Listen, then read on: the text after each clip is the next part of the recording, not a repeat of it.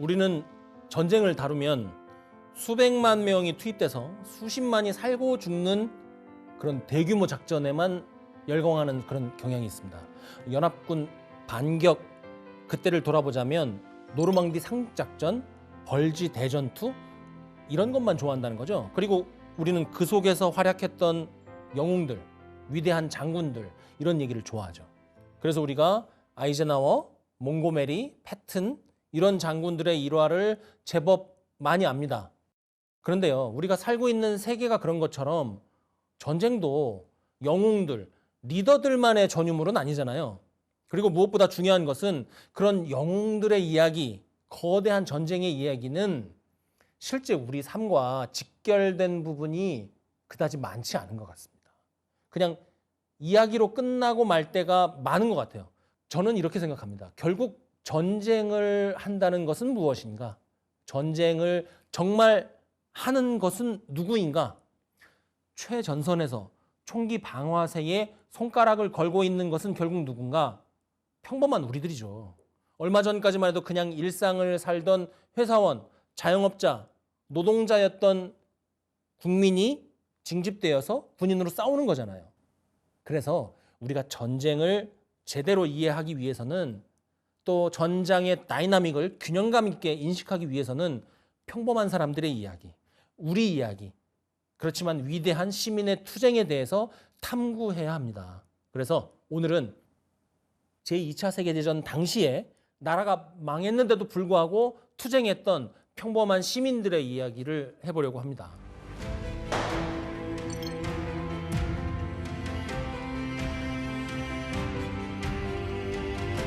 2차 세계대전 초기로 좀 가볼까요? 서유럽은 도미노처럼 무너지고 있습니다. 독일이 1940년 4월부터 불과 60일 만에 서유럽의 만만치 않은 국가들을 항복시키죠. 4시간 만에 항복한 덴마크도 있었고 노르웨이, 룩셈부르크, 네덜란드, 벨기에 이 나라들이 정말 어이없게 항복을 하죠. 그리고 파리도 너무나 쉽게 모든 진입로를 열고 스스로 함락됩니다. 유럽 국민들은 정말 어이가 없었겠죠. 자국의 항복을 알지도 못하는 새에 뉴스로부터 들었으니까요.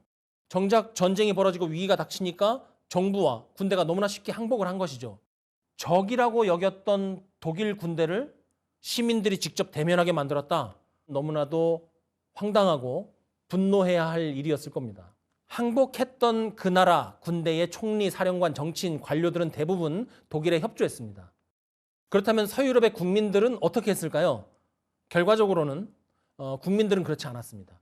대규모로 저항한 것도 아니고 체계적으로 투쟁하지도 않았지만 또 이념적 배경이나 굳은 신념 같은 것이 꼭 있지는 않았지만 국민들은 반항하고 저항했습니다. 물론 독일군이 점령한 피점령국, 패전국 사회에서 반항과 저항은 어찌 보면 굉장히 무모해 보일 수 있습니다.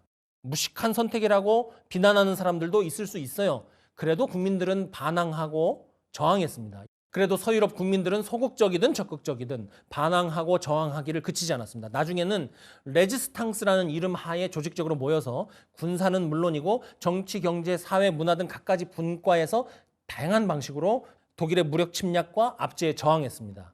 가장 좋은 예가 아마도 네덜란드 시민의 사례가 아닐까 합니다. 자, 네덜란드 시민들이 어떻게 했는지 한번 보시죠. 독일군이 네덜란드를 공격했습니다. 중과부적이죠. 패배할 수밖에 없는 것이 자명해졌을 때 네덜란드 주요 지휘자들은 바다를 건너서 런던으로 망명을 합니다. 1940년 5월 14일에는 네덜란드 총사령부가 항복을 결심하죠. 그래서 예하 부대에 전파를 합니다. 모두 무기를 내려놓고 항복해라. 그런데 네덜란드 장병들이 항복을 거부해요. 그런데 명령을 거부하고 싸우면 명령 불복종 반란이 되니까 네덜란드 장병들이 어떻게 하냐면 무기와 장비를 들고 부대 밖으로 나와요. 부대 밖에서 싸우는 것은 명령 불복종 반란은 아니니까. 그래서 독일군하고 한판 붙을 준비를 제대로 합니다.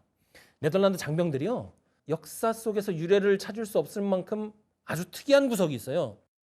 무기와 장비가 좋았던 건 아닙니다. 1차 세계대전 때 쓰던 구형의 것이 많았고 훈련도 충분하진 않았어요. 왜냐하면 중립국가였으니까. 누군가가 자기네의 중립선언을 뚫고 들어와서 악의적으로 침공하리라는 상정을 하지 않았기 때문에 그렇게 대단하게 훈련하는 것은 아니었다는 거죠. 그리고 병력도 많지 않았어요. 전쟁이 일어나기 전에 추산한 병력은 30만이었는데 실제 뚜껑을 열어보니까 대대가 한 20개 정도밖에 없었어요. 그리고 완편되지 않은 상태였고, 네덜란드 군대, 이 군대 무기도 옛날 거고 훈련도 많이 하지 않았고 부대수도 별로 없는데 굉장히 잘 싸웁니다.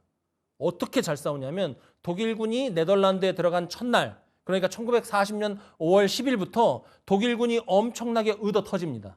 네덜란드가요, 온 국민이 똘똘 뭉쳐서 2차 세계대전 기간 내내 독일을 굉장히 다양한 방법으로 괴롭힙니다. 여러 가지 분야에서 레지스탕스 운동을 일으켰어요. 우리가 그래피티라고 부르는 거 있잖아요. 그 그래피티의 초기 형태라고 부를 수 있는 거리 낙서, 이게 2차 세계대전에 네덜란드에서 나온 겁니다. 반독일 팜플렛, 또 신문, 서적, 이런 것들을 시민들이 자체적으로 출간해서 돌리고, 그러니까 독일에 무력으로 안 되면 지적으로 저항을 하는 것이죠. 그런데 여러분, 이거 만만하게 생각하면 안 됩니다. 그냥 등사기로 인쇄물 찍어서 돌리고 공중에서 뿌리고 이 정도가 아니에요. 네덜란드 군대가 5월 15일에 항복하자마자 시민들이 자체적으로 만든 지하 출판물이 정말 쏟아져 나오기 시작하는데, 전쟁 중에 많을 때는 1000종 이상의 신문이 국민들에게 뿌려졌다고 해요. 이것은 독일로서는 굉장히 견디기 힘든 저항인 것이죠. 도대체 네덜란드는 왜 이렇게 잘 싸웠을까요? 궁금하잖아요. 근데 아까 말씀드린 것처럼 특별한 게 없어요. 특별한 게 없는데 그치는 것이 아니라 졌어야 당연할 만한 조건을 갖고 있어요. 그런데 싸워서 이겼고 독일군에게 상당히 고통을 강요했단 말이죠. 뭔가 특별한 게 없을까 싶어서 제가 네덜란드 자료를 찾아봤는데, 네덜란드가 지역 여건이 방어에 유리하긴 하지만 네덜란드 국민들의 성정을 얘기하지 않고는 네덜란드 군대가 잘 싸운 이유를 설명할 수가 없어요.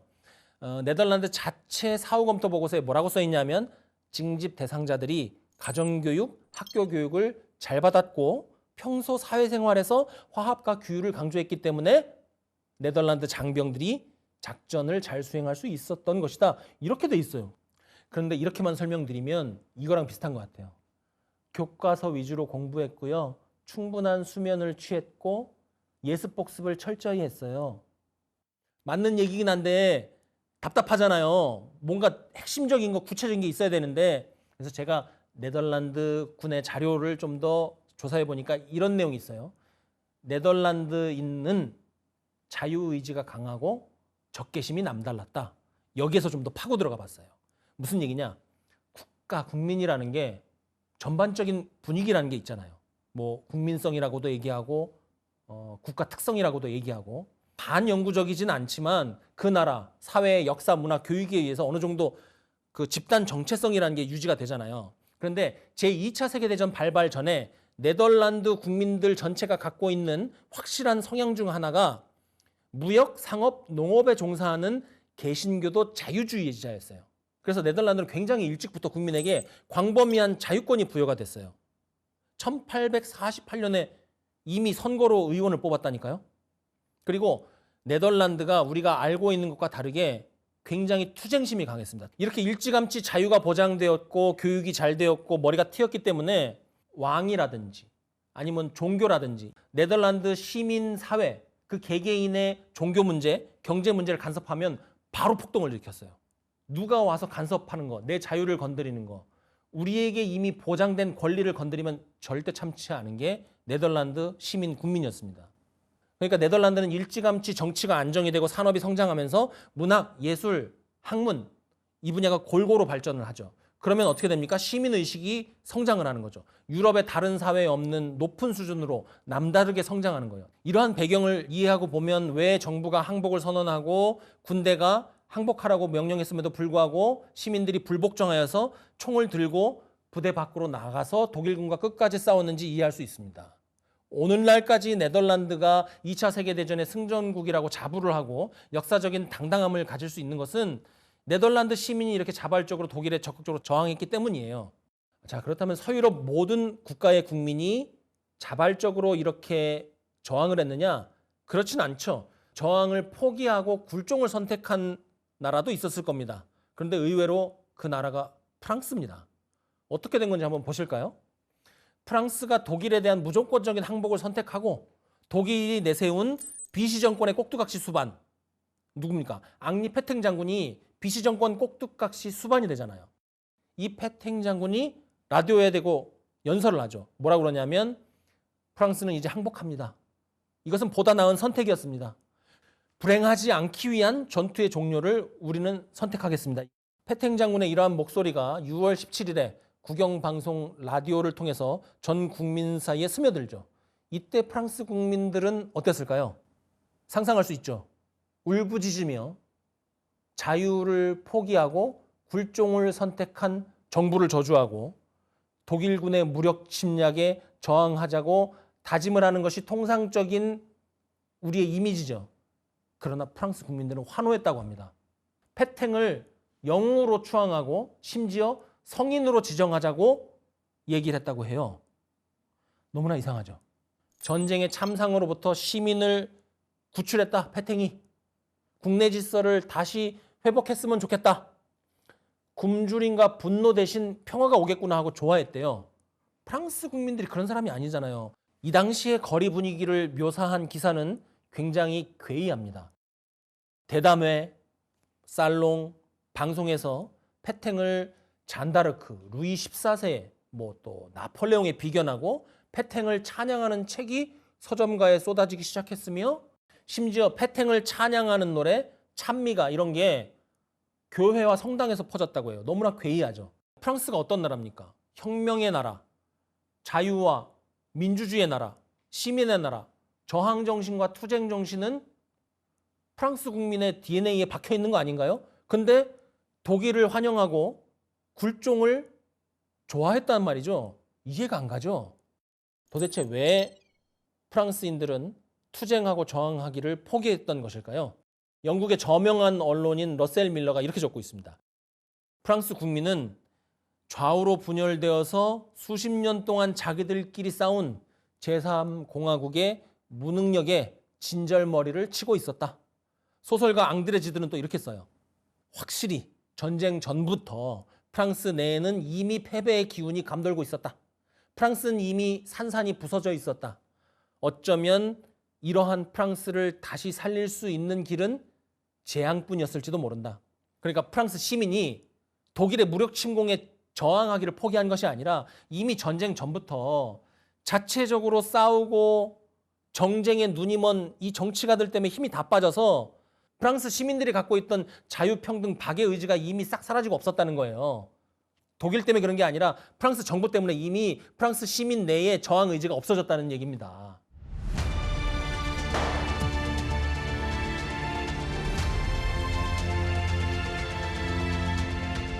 이 프랑스의 사례를 보면 리더들, 그러니까 국가 지도자, 정부 관료, 군대 장군들 역할도 굉장히 중요하다는 것을 알 수 있죠. 자, 그렇다면 프랑스의 사례와 대조적인 것은 또 하나 없을까? 제가 또 찾아봤죠. 노르웨이의 사례가 적절할 것 같습니다. 훌륭한 리더가 국민들을 이끌고 위기를 넘긴 사례. 노르웨이 군대는 일찍 무너졌습니다. 독일이 굉장히 효과적으로 공격을 했죠. 62일 만에 무너졌는데 정부가 항복했지만 그래도 항복하기 전까지는 열심히 싸웠습니다. 이 항전의 중심에 누가 있었냐면 노르웨이 국민들이 사랑한 왕 호쿤 7세가 있었어요. 이 사람은 노르웨이 출신은 아닙니다. 덴마크 왕자인데 20세기 초에 그 가문에 의해서 노르웨이 왕으로 추대가 되었죠. 하지만 국민들을 알려고 정말 노력했고 국민들의 손을 잡아줬고 아이들을 특히 사랑해서 온 국민이 아버지처럼 할아버지처럼 생각했다고 그래요. 이 왕은 1차 세계대전, 2차 세계대전을 다 경험을 했고 본인 자신이 해군 장교 출신이어서 평소부터 외교 안보, 군사 문제에 관심을 많이 가졌다고 합니다. 그래서 2차 세계대전이 발발했을 때는 독일군이 침공을 개시하기 전에 노르웨이 동부에 엘베룸이라는 데 있어요. 여기로 피신을 해서 의회로부터 국가, 군대의 통치에 관한 권한을 전부 다 일임을 받았어요. 의회나 아니면 기타 다른 세력이 항복하지 못하게 나는 끝까지 항전하겠다. 이렇게 얘기를 하죠. 그리고 1940년 6월 7일에 영국으로 망명을 해요. 그래서 망명 가서 망명 정부를 세우고 노르웨이 레지스탕스 운동을 해외에서 직접 지원하고 지휘합니다. 독일군이 침공한 그 순간부터 2차 세계대전이 끝날 때까지 노르웨이 국민들이 끝까지 저항할 수 있었던 것은 결국 호쿤 7세의 리더십 때문이었다. 이렇게 말할 수 있을 겁니다. 그런데 빛이 있으면 그림자도 함께 있는 법이잖아요. 아주 짙은 그림자가 노르웨이에 있었어요. 크비슬링. 지금 여러분 노르웨이 가서 크비슬링 얘기하면 질겁합니다. 이 사람이 독일군 앞잡이 노릇을 했어요. 얼마나 대단한 앞잡이 노릇을 했냐면 노르웨이를 효과적으로 점령할 수 있는 포인트를 이 사람이 다 찍어줬어요. 전쟁이 발발하기도 전에.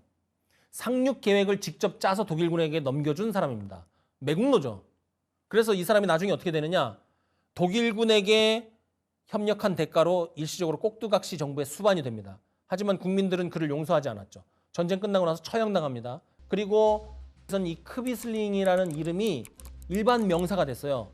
사전에 나옵니다. 크비슬링이라는 이 이름이 노르웨이어 그리고 영어 사전에 뭐라고 돼 있냐면 배신자, 반역자, 협잡군 이렇게 돼 있어요. 영원히 고통받는 것이죠. 뭐 이런 사람도 있는 겁니다. 오늘은 제2차 세계대전이란 사건을 위대한 영웅의 관점, 거대한 작전의 관점에서 본 게 아니라 우리와 똑같은 위치에 있었던 시민들의 관점에서 바라봤습니다. 거대한 작전, 영웅들의 의사결정 이런 것을 통해서만 우리는 교훈에 도달할 수 있다고 착각하기 쉬운데요. 실은 우리가 살아가는 일상이 대부분은 평범한 것처럼 우리가 일상에 도움을 받을 수 있는 교훈도 그때 당시에 투쟁했던 시민들의 관점으로부터 얻으려고 할 때 더 실용적이고 더 효과적일 수 있습니다. 여러분들이 교과서를 통해서 보든 아니면 다큐멘터리 같은 컨텐츠를 통해서 보든 역사와 전쟁사에 많이 접하시게 될 텐데요. 앞으로는 영웅이나 거대한 작전이 아니라 그 속에서 시민들이 어떻게 살아 숨쉬었는지 그들이 자기 자신만의 방법으로 어떻게 저항했는지 한번 탐구해 보시는 것은 어떨까요?